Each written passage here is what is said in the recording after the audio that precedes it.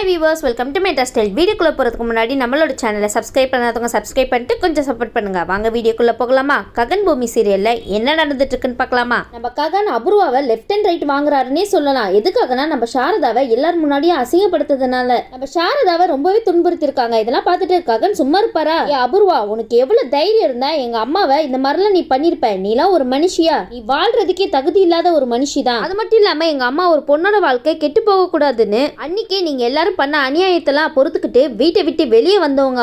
அவங்க அந்த மாதிரிலாம் நினைச்சு இந்த வீட்லயே இருந்திருந்தாங்கன்னா இந்த மீராவோட வாழ்க்கை என்ன ஆயிருக்கும்? அவங்கள பத்தி கொஞ்சம்லாம் யோசிச்சு பாருங்க. அவங்க பெருந்தன்மையா மீராவோட வாழ்க்கை கெட்டு போக கூடாதுன்னு தன்னோட வாழ்க்கையே போனாலும் பரவாயில்ல அப்படின்னு சொல்லிட்டு விட்டு கொடுத்துட்டு போயிருக்காங்க. அப்படிப்பட்டவங்கள நீங்க இந்த மாதிரி பண்றீங்க அப்படின்னு சொல்லிட்டு நம்ம சாரதாவை பெருமையா பேசிட்டு இருக்காங்க அந்த இடத்துலனே சொல்லலாம். அப்படிப்பட்ட நல்ல எண்ணங்களை கொண்டவங்களை நீங்க இப்படி அசிங்கப்படுத்தணும்னு நினைச்சிட்டீங்கல்ல, இதுதான் நான் உங்களுக்கு கொடுக்குற முதல் கடைசி வாய்ப்பு. இதுக்கப்புறம் எங்க அம்மாவை ஏதாவது சீண்டி பாத்தீங்க, நான் அப்புறம் மனுஷனாவே இருக்க மாட்டேன் அப்படின்னு சொல்லிட்டு இருக்காரு நம்ம ககன். இந்த இடத்துல நம்ம ககன் அபூர்வாவை பயங்கரமாவே மிரட்டிட்டு போயிருக்காருன்னே சொல்லலாம். இதை கேட்டுட்டு அபூர்வா வந்து ரொம்ப டென்ஷன்ல இருக்காங்க. அவனுக்கு எவ்வளவு தைரியம் இருந்தா என் வீட்டுக்கே வந்து என்ன மிரட்டிட்டு போவான்? ககன், உனக்கு எவ்வளவு தைரியம் இல்ல, என்னையே எதிர்த்து பேசிட்டு போறியா நீனு? அது மட்டும் இல்லாம உனக்கு என் முன்னாடி நின்று இவ்வளவு நக்கலா பேசுற தைரியம் எல்லாம் வந்துருச்சா? உன்னெல்லாம் சும்மாவே விட மாட்டேன்டா. இதுக்கப்புறம் தான் இந்த அபூர்வாவோட ஆட்டத்தையும் நீ பார்க்க போற அப்படின்னு சொல்லிட்டு இவங்க ஒரு பக்கம் பேசிட்டு இருக்க. இன்னொரு பக்கம் வந்து தாரா வந்து எனக்கு வந்து ககனை தான் ரொம்பவே பிடிச்சிருக்கு, எனக்கு ககனை தான் ரொம்பவே பிடிச்சிருக்கு, நான் ககனை தான் கல்யாணம் படிக்கணும் அப்படின்னு சொல்லிட்டு இவங்க ஒரு பக்கம் சொல்லிட்டு இருக்க. இதை கேட்டு துருவா வந்து சொல்லிட்டு இருக்காங்க,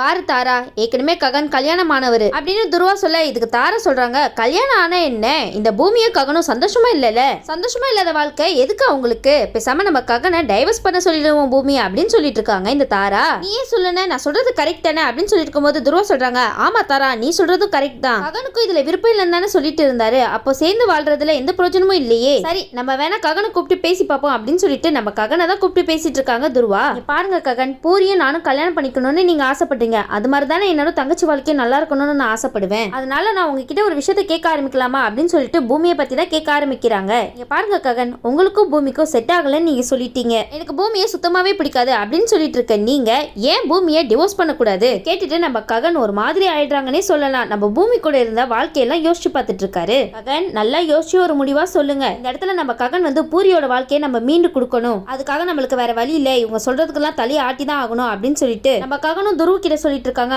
ஆமா, விருப்பம் இல்லாத வாழ்க்கையை வாழ்ந்து என்ன பிரயோஜனம்? நீங்க சொன்ன மாதிரி நான் பூமியை டிவோர்ஸ் பண்ணிட்டேன் அப்படின்னு சொன்ன உடனே நம்ம தாராக்கு சந்தோஷம் தாங்கவே முடியல. துருவாக்கு ரொம்பவே தேங்க்ஸ் சொல்றாங்க. அண்ணா, நீ வந்து நான் ஆசைப்பட்ட வாழ்க்கையை எனக்கு அமைச்சு கொடுக்க போற, உங்களுக்கு எப்படி நன்றி சொல்றதுன்னே தெரியல அப்படின்னு சொல்லிட்டு தாரா ஒரு பக்கம் சந்தோஷப்பட, இந்த பக்கம் ககன் வந்து விருப்பமே இல்லாம தான் இந்த ஒரு வார்த்தையை சொல்லியிருக்காரு. நம்ம பூரியோட வாழ்க்கையை மீட் எடுக்கிறதுக்காக தான் தன்னோட வாழ்க்கை எப்படி போனாலும் பரவாயில்ல அப்படின்னு சொல்லிட்டு அவரோட வாழ்க்கையை பணிய வைக்கிறாரு இந்த இடத்துல. இந்த பக்கம் இந்த விஷயம் கேள்விப்பட்டு ககன் கிட்ட சாரதா சொல்றாங்க, ககன், நீ பண்றதெல்லாம் கொஞ்சம் கூட சரியே இல்ல ககன். பூமி ரொம்பவே அப்பாவியான பொண்ணுடா, அந்த பொண்ணு உன்னை நம்பிதானடா இந்த வீட்டுக்குள்ள வந்தா, அவளுக்கு போய் இவ்வளவு பெரிய துரோகத்தை பண்ண பாக்குறியேடா, ஏன்டா அப்படின்னு சொல்லி கேட்டிருக்கும் போது ககன் சொல்றாங்க, அம்மா, எனக்கு வேற வழி தெரியலம்மா, பூரியோட வாழ்க்கையை நான் எப்படி மீட் எடுக்க போறேன் சொல்லுங்க? பூரிக்கும் துருவாவை ரொம்பவே பிடிச்சிருக்கு, அது மட்டும் இல்லாம பூரி துருவா கூட வாழ்ந்தா சந்தோஷமா வாழ்வா, அவளுக்கு ஒரு நல்ல குடும்பமே கிடைக்கும், அவளுக்கு ஒரு நல்ல குடும்பத்தை அமைச்சு கொடுத்திருக்கேன்னு எனக்கு ஒரு திருப்தி கிடைக்குமா, அதனால என்னோட வாழ்க்கை எப்படி போனாலும் எனக்கு கவலையே கிடையாது அப்படின்னு சொல்ல, இதை கேட்டு சாரதா ரொம்பவே அழுறாங்க. சாரதா சொல்றாங்க, ககன், பூமி ரொம்பவே பாவம்டா, இந்த மாதிரிலாம் அவளுக்கு துரோகத்தை பண்ணாதடா ப்ளீஸ்டா அப்படின்னு சொல்லி எவ்வளவோ கெஞ்சி பாக்குறாங்க. ஆனா நம்ம ககன் நம்ம சாரதா சொல்றத கொஞ்சம் கூட காதல வாங்காம போயிட்டே இருக்காரு. இந்த பக்கம் நம்ம தாரா இருக்காங்கல்ல, ககனுக்கு தான் கால் பண்ணி பேசுறாங்க. ககன் கிட்ட ஜாலியாவே பேசுறாங்கன்னு சொல்லலாம் தாரா. ககன், எனக்கு உங்களை ரொம்பவே பிடிச்சிருக்கு, நம்ம ரெண்டு பேரும் நாளைக்கு கோவில் போகலாமா அப்படின்னு சொல்லி கேட்டுட்டு இருக்காங்க. ஆனா நம்ம ககன் இதுக்கு எதுவுமே பதில் சொல்றாம ரொம்பவே அமைதியா இருக்காங்கன்னு சொல்லலாம். உடனே தாரா கேக்குறாங்க, என்ன ககன், நான் பாட்டுக்கு பேசிட்டே இருக்கேன், நீங்க எதுவுமே பதில் சொல்லாம இருக்கீங்களே அப்படின்னு சொல்லிட்டு கேட்க, உடனே ககனும் வந்து சரி நாளைக்கு நம்ம கோவிலுக்கு போகலாம் அப்படின்னு சொன்ன உடனே, சரி இந்த ட்ரெஸ்ல எது எனக்கு மேட்சா இருக்கும் அப்படின்னு சொல்லி கேட்டு இருக்கும் போது நம்ம ககனும் வந்து ரெட்னு சொல்றாரு. உடனே தாரா சொல்றாங்க, ககன், ரெட் கிடையாது ககன், எனக்கு பிடிச்ச கலர் பிங்க் தான், நான் பிங்க் சாரி தான் கட்ட போறேன் அப்படின்னு சொல்லிட்டு இருக்காங்க. ஆனா ககனுக்கு நம்ம தாரா பேசுறது கொஞ்சம் கூட பிடிக்கவே இல்ல. தாரா சொல்றாங்க, இங்க பாருங்க ககன், இனிமே நம்ம ரெண்டு பேருக்கு டேஸ்ட் ஒரே மாதிரி தான் இருக்கணும், வேற வேற மாதிரி இருக்கவே கூடாது, அது மட்டும் இல்லாம எனக்கு என்ன பிடிக்குதோ அதுதான் உனக்கு பிடிக்கணும், அந்த மாதிரிலாம் பேசிட்டு இருக்கும் போது நம்ம ககனுக்கு இதெல்லாம் சுத்தமா பிடிக்கவே இல்ல.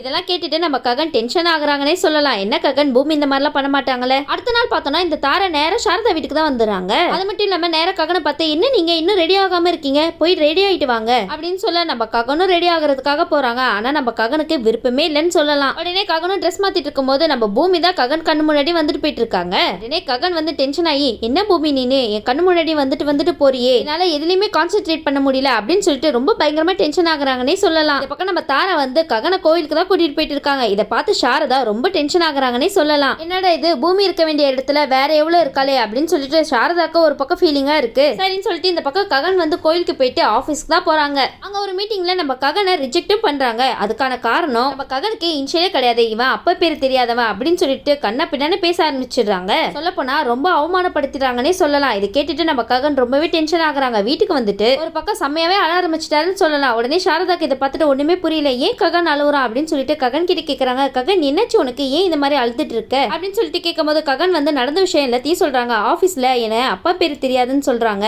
எனக்கு இன்ஷியல் இல்ல அப்படி இப்படின்னு சொல்லிட்டு என்ன ரொம்ப அவமானப்படுத்திட்டாங்கன்னே சொல்லலாமா. அது மட்டும் இல்லாம எனக்கு கிடைக்க வேண்டிய ஒரு பெரிய ப்ராஜெக்ட் என் கையை விட்டு போயிடுச்சுமா. அவர் பண்ண தப்புனால நம்ம குடும்பம் எந்த நிலைமைக்கு இருக்குன்னு பாத்தீங்களா, நம்ம குடும்பமே இப்ப அசிங்கப்பட்டு நிக்குதுமா. அவர் பண்ண அந்த துரோகத்தினால அவரை எனக்கு கொஞ்சம் கூட பிடிக்காமே போயிடுச்சுமா. ஆனா நீங்க இன்னும் அவரை மனசளவுல விரும்பிட்டு இருக்கீங்களாமா அப்படின்னு சாரதா கிட்ட கேட்க, சாரதாக்கு அதுக்கு என்ன பதில் சொல்றதுன்னே தெரியல. அப்ப ககன் வந்து சாரதா கிட்ட கேக்குறாங்க, பாருங்கம்மா இதுக்கப்புறம் என்ன நடந்தாலும் சரி இந்த பூரிக்கும் துருவுக்கும் கல்யாணம் பண்ணி வச்சே ஆவேன். இந்த மாதிரி ஒரு நல்ல குடும்பம் பூரிக்கு கிடைக்கவே கிடைக்காது. பூரிக்கு நல்ல வாழ்க்கையும் நல்ல குடும்பமும் அமைச்சு கொடுத்துட்டேன் அப்படின்னு சொல்லிட்டு என்னோட வாழ்க்கையில ஒரு நிம்மதி இருந்தா போதும், வேற எதுவுமே தேவையில்லை அப்படின்னு சொல்றாங்க.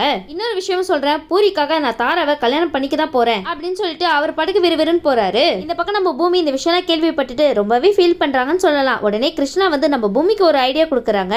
பாரு பூமி, நீ ககனோட ரூமுக்கு போயிட்டு அவன் கண்ணுக்கு தெரியற மாதிரியே இரு, அப்பதான் அவனோட மனசை மாத்த முடியும் அப்படின்னு சொல்லிட்டு கிருஷ்ணா ஐடியா கொடுக்க, உடனே பூமி வந்து நீலாம் போட்டு ஏறி ரொம்ப கஷ்டப்பட்டு ககனோட ரூம்ல போய் ஒளிஞ்சுக்கிறாங்க.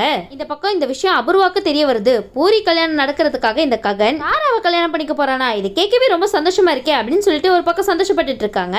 இதை கேட்டு நம்ம நட்சத்திரா ரொம்பவே ஃபீல் பண்றாங்க. என்ன மம்மி நடக்குது இங்க, நான் தான் ககன் மாமாவை கல்யாணம் பண்ணிக்கணும் அப்படின்னு சொல்லிட்டு இந்த பக்கம் நினைச்சிட்டு இருந்தா எனக்கு போட்டியே இத்தனை பேர் வராங்களே அப்படின்னு சொல்லிட்டு நட்சத்திரா ஒரு பக்கம் டென்ஷன்ல இருக்கா. அபூர்வா சொல்றாங்க, இங்க பாரு நட்சத்திரா, இதுக்கெல்லாம் போய் டென்ஷன் ஆகலாமா, உங்களுக்கு எவ்வளவு பெரிய விஷயம் கிடைச்சிருக்கு தெரியுமா. இந்த தாராவை வச்சுதான் நம்ம பூமிக்கு சரியான அடி கொடுக்க போறோம். என்னதான் ககனும் பூமி பிரிஞ்சிருந்தாலும் அவங்க ரெண்டு பேரும் மனசளவுல பிரிக்கவே முடியல நம்மனால. அதுக்குதான் இந்த தாரா வந்துட்டால இந்த தாராவை வச்சு இந்த பூமியை அணுவணுவா சாவடிக்கணும். ககன் ககன் ககன் அப்படின்னு சொல்லிட்டு தானே இந்த பூமி ககன் பின்னாடியே சுத்திட்டு இருக்கா. தாராக்கும் ககனுக்கு மட்டும் கல்யாணம் ஆயிடுச்சுன்னா இந்த பூமிக்கு அதுக்கப்புறம் யார் சப்போர்ட்டா இருப்பா, யாருமே சப்போர்ட்டா இருக்க மாட்டாங்க அப்படின்னு சொல்லிட்டு இந்த பக்கம் அபூர்வா வேற ஒரு பிளான் ஆரம்பிச்சுட்டாங்க.